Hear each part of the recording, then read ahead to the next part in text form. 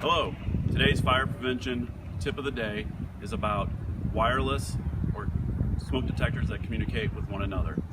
If you don't have a home that already has hardwired smoke detectors in it that communicate with one another, and you have an older home, there are available products out on the market for wireless smoke detectors that communicate with one another.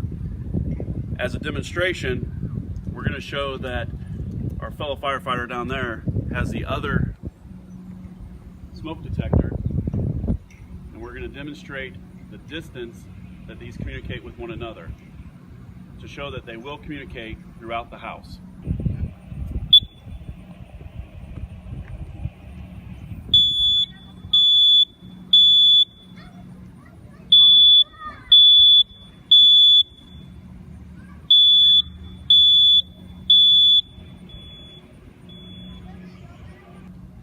Thank you for watching this video, and stay tuned tomorrow for the next Fire Prevention Month tip.